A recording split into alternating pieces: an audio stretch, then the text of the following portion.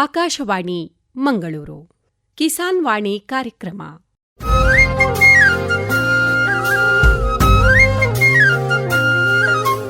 ಕಿಸಾನ್ ವಾಣಿ, ಕಿಸಾನ್ ವಾಣಿ, ಜೈ ಕಿಸಾನ್, ಜೈ ಕಿಸಾನ್, ಜೈ ಕಿಸಾನ್, ಕಿಸಾನ್ ವಾಣಿ.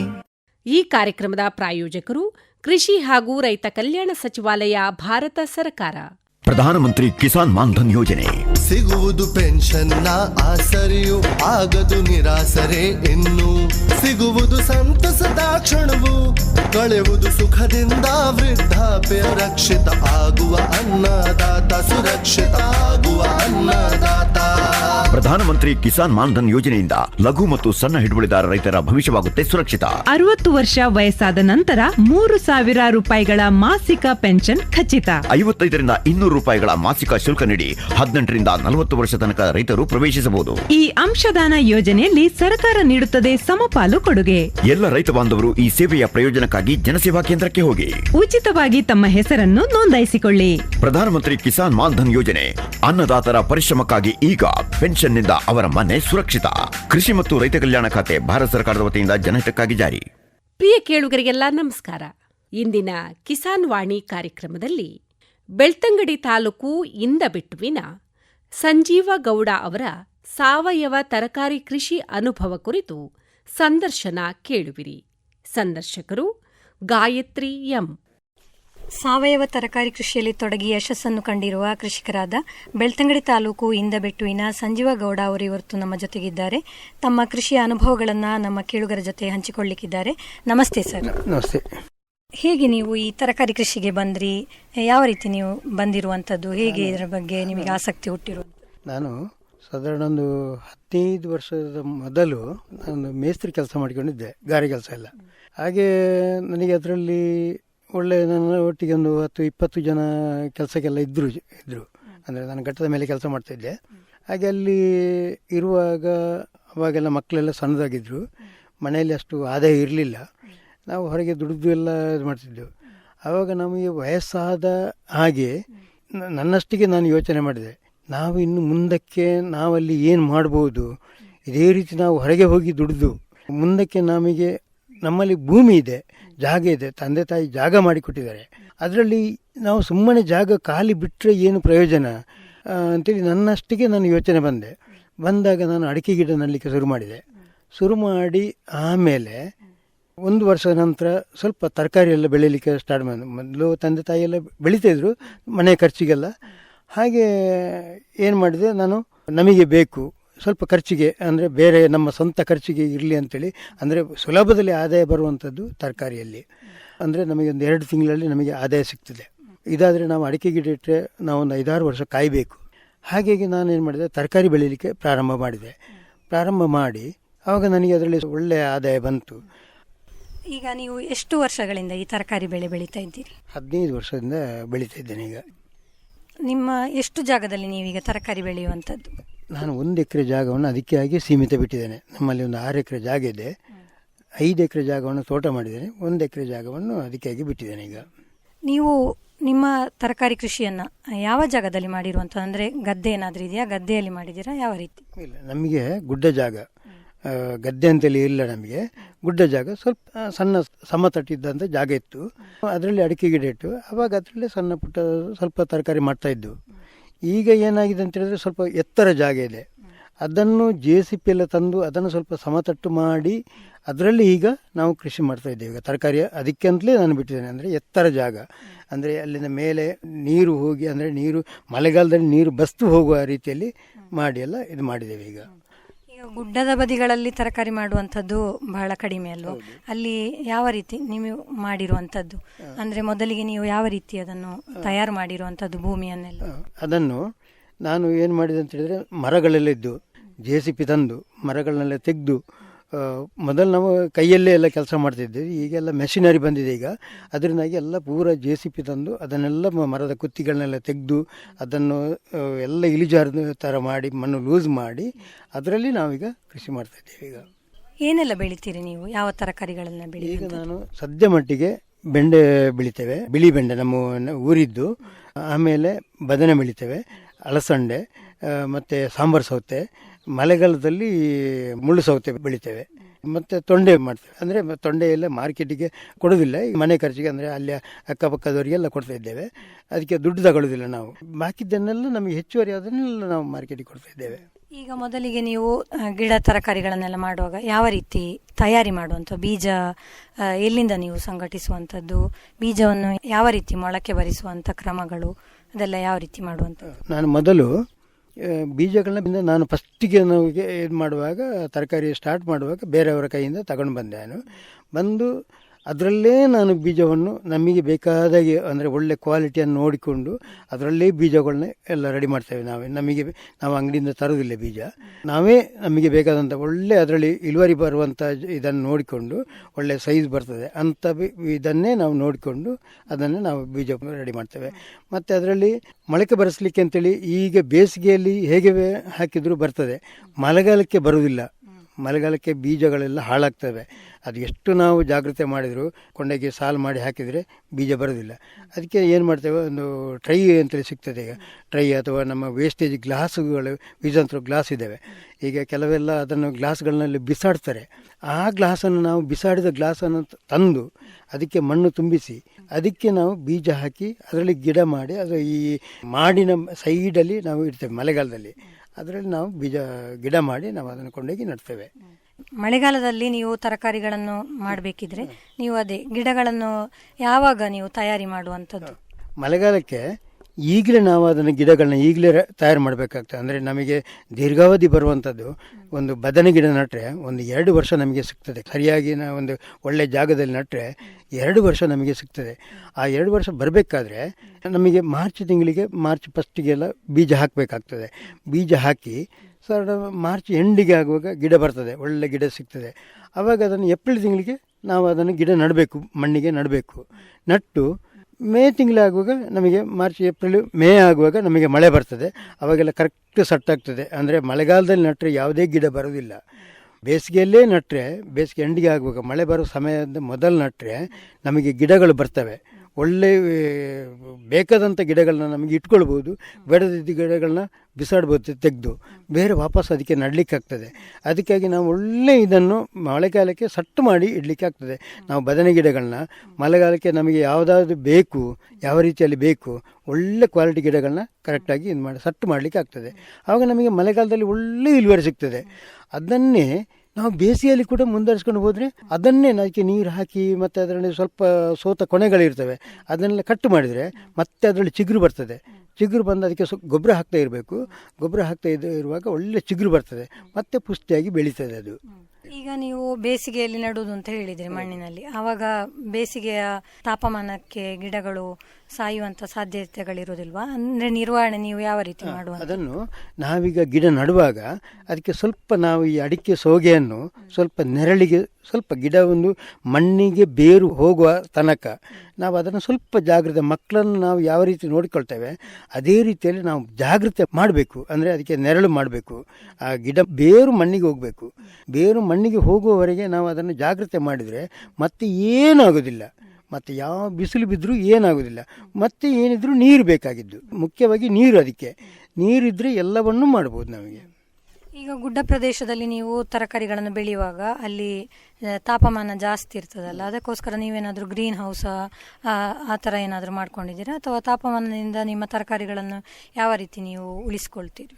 ನಮಗೆ ಸಾಮಾನ್ಯವಾಗಿ ಈಗ ಬದನೆ ಗಿಡಕ್ಕೆ ಅಥವಾ ಅಲಸಂಡೆ ಗಿಡಕ್ಕೆ ಸಾಧಾರಣ ಹೆಚ್ಚು ಬಿಸಿಲಿದ್ರೂ ನಡೀತದೆ. ಆಮೇಲೆ ಈ ಸೋರೆಕಾಯಿ, ಆಮೇಲೆ ಚೀನಿಕಾಯಿ, ಇದಕ್ಕೆಲ್ಲ ಎಷ್ಟು ಬಿಸಿಲಿದ್ರೂ ಕೂಡ ನಡೀತದೆ. ಅಂದರೆ ಮುಖ್ಯ ಭೂಮಿಯನ್ನು ತಂಪು ಮಾಡುವ ರೀತಿಯಲ್ಲಿ ನೀರು ಬೇಕು, ಅದರ ಬುಡಕ್ಕೆ ನೀರು ಬೇಕು. ನೀರಿದ್ದರೆ ಎಲ್ಲಿ ಎಷ್ಟು ಎತ್ತರ ಪ್ರದೇಶದಲ್ಲಿ ಕೂಡ ಅದನ್ನು ಬೆಳಿಬೋದು. ಒಟ್ಟಿನಲ್ಲಿ ಭೂಮಿಯನ್ನು ತಂಪು ಮಾಡುವ ರೀತಿಯಲ್ಲಿ ಬೇಕು. ಮೇಲಿನ ಬಿಸಿಲು ಬಿದ್ದಷ್ಟು ನಮಗೆ ಒಳ್ಳೆಯದೇ ಅದು. ಅಂದರೆ ವಿಪರೀತ ಬಿಸಿಲಲ್ಲ, ಅಂದರೆ ಅದಕ್ಕೆ ನೀರು ಇಲ್ಲದಿದ್ದರೆ ಅದು ಬಿಸಿಲು ಜಾಸ್ತಿ ಆಗ್ತದೆ. ಆ ನೀರಿನ ತಂಪು, ಭೂಮಿ ತಾಪಮಾನ ಇದ್ದರೆ ಅದು ತನ್ನಷ್ಟಿಗೆ ಬಿಸಿಲನ್ನು ಅದು ಎಳ್ಕೊಳ್ತದೆ. ಅದು ಅಂದರೆ ಬಿಸಿಲನ್ನು ಅದು ತಂಪು ಮಾಡಿಬಿಡ್ತದೆ. ಹಾಗಾಗಿ ಬೇರು ಒಣಗದಾಗಿ ನೋಡಬೇಕು ನಾವು.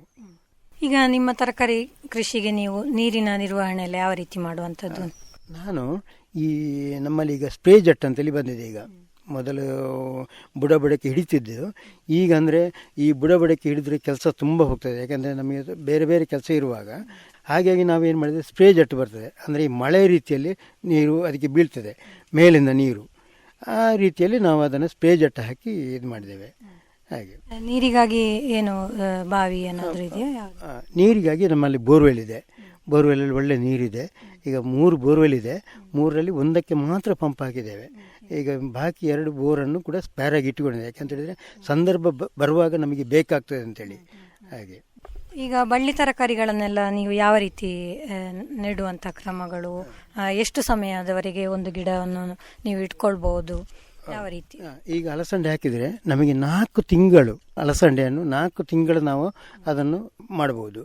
ಆಮೇಲೆ ತೊಂಡೆಕಾಯಿ ಹಾಕಿದರೆ ಸಾಧಾರಣ 2 ವರ್ಷದವರೆಗೆ, 2 ಅಲ್ಲ 3 ವರ್ಷ ಕೂಡ ಅದನ್ನು ಚಪ್ಪರವನ್ನು ಗಟ್ಟಿ ಮಾಡಿದರೆ 3 ವರ್ಷದವರೆಗೆ ಒಂದೇ ಇದರಲ್ಲಿ 3 ವರ್ಷದವರೆಗೆ ತೊಂಡೆಕಾಯಿಯನ್ನು ಬೆಳಿಬೋದು.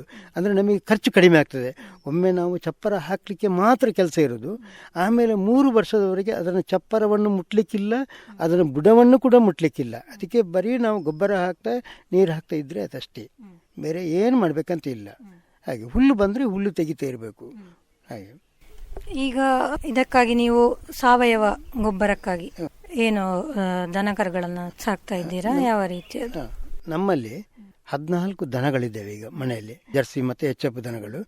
ಅದನ್ನು ಏನು ಮಾಡ್ತೇವೆ ನಾವು, ಅದನ್ನು ಈ ಹಟ್ಟಿ ತೊಳೆದ ಇದನ್ನು ನೀರನ್ನು ನೇರವಾಗಿ ತರಕಾರಿಗೆ ಹಾಕ್ತೇವೆ. ಅದನ್ನು ಸ್ಪ್ರೇ ಮೆಷಿನಲ್ಲಿ, ಅದು ಬೇರೆ ಒಂದು ಪಂಪ್ ಇದೆ, ಪಂಪಲ್ಲಿ ಸ್ಪ್ರೇ ಮಾಡ್ತೇವೆ ನಾವು, ಸ್ಪ್ರಿಂಕ್ಲರ್ ಮಾಡಿ.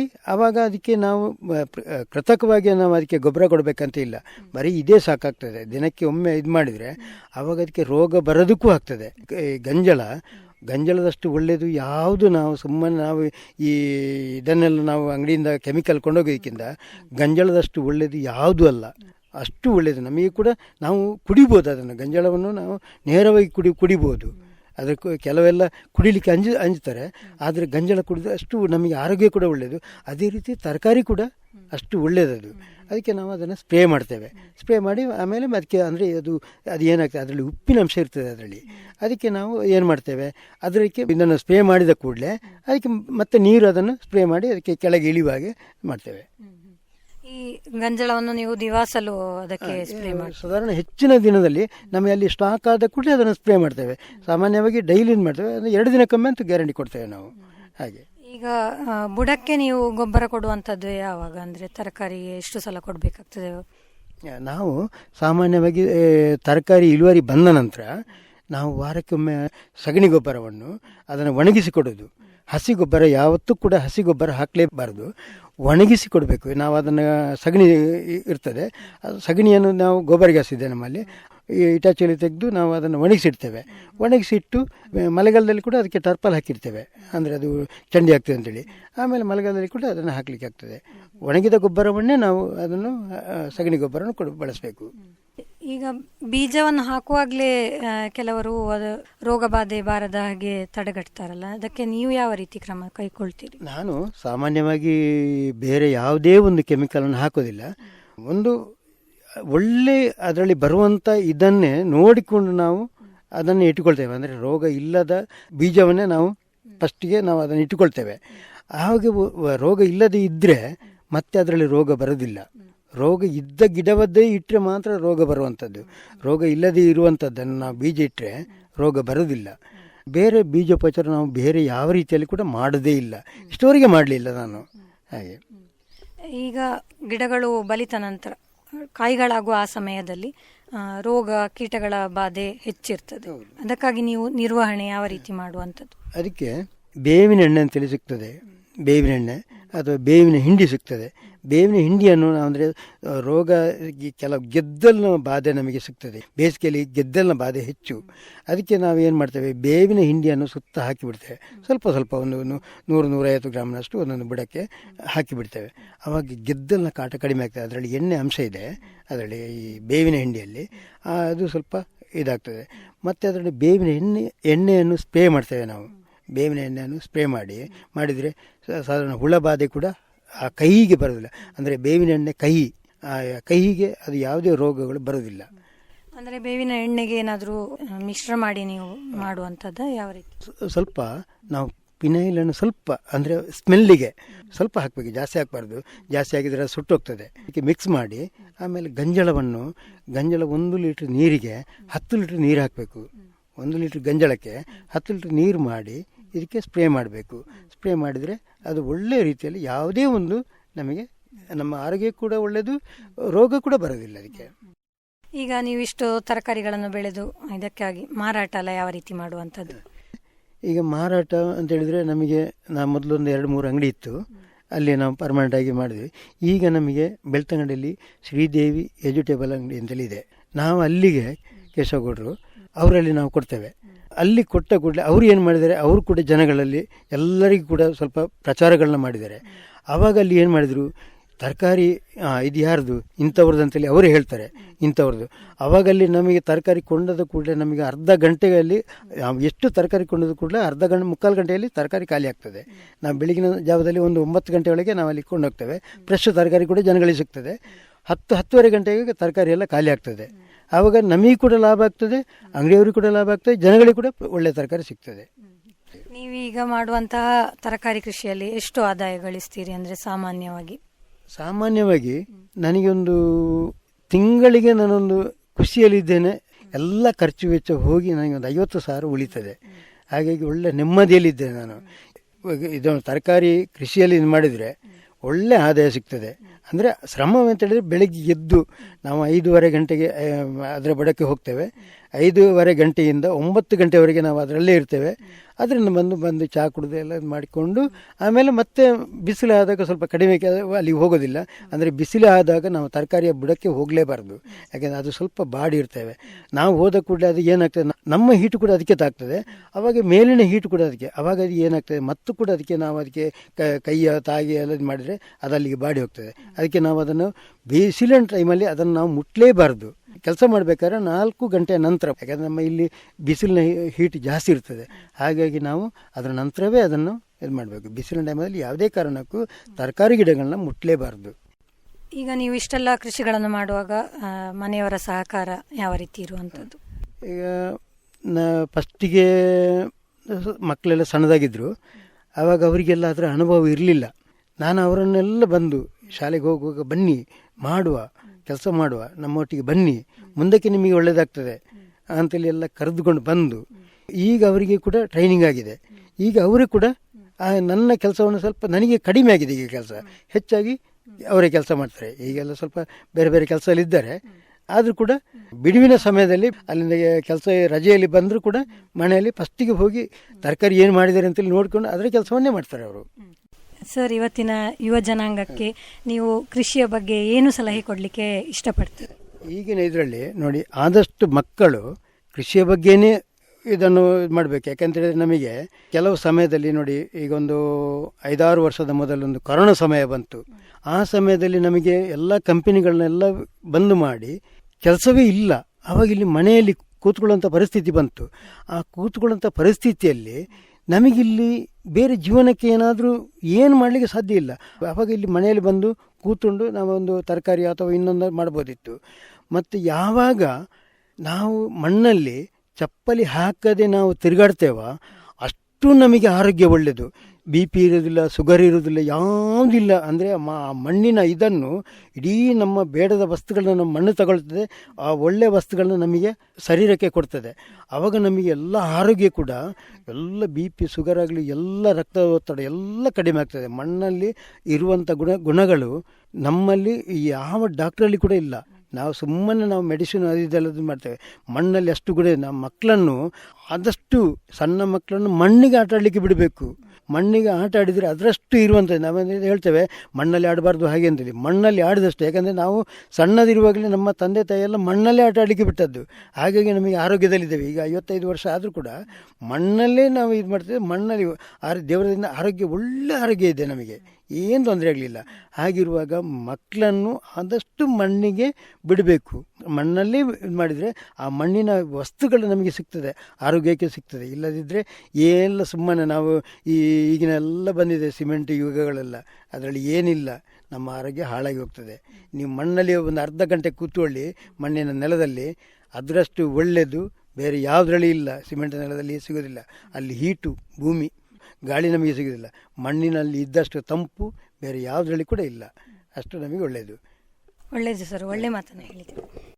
ಈಗ ನಮ್ಮ ಕೇಳುಗರಿಗಾಗಿ ಏನಾದರೂ ಹೆಚ್ಚಿನ ಮಾಹಿತಿ ಬೇಕಾದಲ್ಲಿ ನಿಮ್ಮ ಫೋನ್ ನಂಬರನ್ನು ಕೊಡ್ಬೋದು? ಕೊಡ್ಬೋದು. 9632367239. ಇನ್ನೊಮ್ಮೆ ಹೇಳಿ. 9632367239. ಸರ್, ನೀವು ವಿಷಮುಕ್ತ ತರಕಾರಿಗಳನ್ನು ಬೆಳೀತಾ ಇದ್ದೀರಿ. ನಿಮ್ಮ ಕೃಷಿ ಅನುಭವವನ್ನು ನಮ್ಮ ಕೇಳುಗರ ಜೊತೆ ಹಂಚಿಕೊಂಡಿದ್ದಕ್ಕಾಗಿ ಧನ್ಯವಾದಗಳು. ನಮಸ್ಕಾರ. ನಮಸ್ತೆ. ಇದುವರೆಗೆ ಬೆಳ್ತಂಗಡಿ ತಾಲೂಕು ಇಂದಬೆಟ್ಟುವಿನ ಸಂಜೀವ ಗೌಡ ಅವರ ಸಾವಯವ ತರಕಾರಿ ಕೃಷಿ ಅನುಭವ ಕುರಿತು ಸಂದರ್ಶನ ಕೇಳಿದಿರಿ. ಸಂದರ್ಶಕರು ಗಾಯತ್ರಿ ಎಂ. ನಿರ್ದೇಶನ ಪಿವಿ ಪ್ರಶಾಂತ್ ಕುಮಾರ್. ಸರ್ವಶ್ರೇಷ್ಠ ರೈತನ ಬಹುಮಾನ ದೊರೆಯುತ್ತದೆ ಹರಿಯಣ್ಣಗೆ. ಇನ್ನು ಎಲ್ಲಿವರೆಗೆ ನಿಮ್ಮ ಸಫಲತೆಯ ಗುಟ್ಟಿನ ಹೇಳಿ. ನನ್ನ ರೈತ ಬಾಂಧವರೇ, ಈಗ ನೀವು ಸಹ ಉತ್ತಮ ಬೆಳೆಯನ್ನು ಬೆಳೆಯಬಹುದು. ಅದು ಹೇಗೆ? ಹೇಗೆಂದ್ರೆ ಯಾವಾಗ ಯಾವುದೇ ಸಮಸ್ಯೆ ಬಂದಲ್ಲಿ ತಕ್ಷಣ 1-800-11800-1551 ಕರೆ ಮಾಡಿ. ಇದು ಯಾರ ನಂಬರ್ ಅಣ್ಣ? ರೈತರ ಕಾಲ್ ಸೆಂಟರ್ದು. ಇಲ್ಲಿ ಕೃಷಿಯ ಎಲ್ಲಾ ಸಮಸ್ಯೆಗಳಿಗೆ ವಿಶೇಷಜ್ಞರು ಉತ್ತರ ಹೇಳ್ತಾರೆ. ಅಲ್ಲಣ್ಣ, ವಿಶೇಷಜ್ಞರು ಅಲ್ಲಿ ಯಾವಾಗೂ ಕೂತಿರ್ತಾರೇನು? ಕೂತಿರ್ತಾರಣ್ಣ. ವರ್ಷದ 365 ದಿನಾಲೂ ಸಿಗ್ತಾರೆ. ಅದು ಸಹ ಬೆಳಗಿನ ಜಾವ 6ರಿಂದ ರಾತ್ರಿ 10 ಗಂಟೆವರೆಗೂ. ಆದ್ರಣ್ಣ, ಬಳತ್ತಿನವರೆಗೆ ಮಾತಾಡಿದ್ರೆ ದುಡ್ಡು ಹೆಚ್ಚತ್ತಲ್ವಾ? ಯಾವ ಖರ್ಚು ಇಲ್ಲ. ಮೊಬೈಲ್ ಅಥವಾ ಬೇರೆ ಫೋನ್ ನಿಂದ ರೈತರ ಕಾಲ್ ಸೆಂಟರ್ಗೆ ಉಚಿತವಾಗಿ ಕರೆ ಮಾಡಿ. ಸಲಹೆಗೂ ದುಡ್ಡಿಲ್ಲ. ನಿಜವಾಗ್ಲೂ. ರೈತ ಬಾಂಧವರೇ, ಕೃಷಿಯ ಸಮಸ್ಯೆಗಳಿಗಾಗಿ ನಿಮ್ಮ ಭಾಷೆಯಲ್ಲಿ ತಕ್ಷಣವೇ ಪರಿಹಾರವನ್ನು ಪಡೆಯಲು ಭಾರತಾದ್ಯಂತ ಯಾವುದೇ ಫೋನ್ ನಿಂದ ರಾಷ್ಟ್ರೀಯ ಹೆಲ್ಪ್ ಲೈನ್ ನಂಬರ್ 1-800-11800-1551 ಉಚಿತವಾಗಿ ಕರೆ ಮಾಡಿ. ರೈತರ ಗೆಳೆಯ, ರೈತರ ಕಾಲ್ ಸೆಂಟರ್. ಈ ಕಾರ್ಯಕ್ರಮದ ಪ್ರಾಯೋಜಕರು ಕೃಷಿ ಹಾಗೂ ರೈತ ಕಲ್ಯಾಣ ಸಚಿವಾಲಯ, ಭಾರತ ಸರ್ಕಾರ. ಇದು ಇಂದಿನ ಕಿಸಾನ್ ವಾಣಿ ಕಾರ್ಯಕ್ರಮ. ಮುಂದಿನ ಕಾರ್ಯಕ್ರಮದಲ್ಲಿ ಮತ್ತೆ ಭೇಟಿಯಾಗೋಣ. ನಮಸ್ಕಾರ.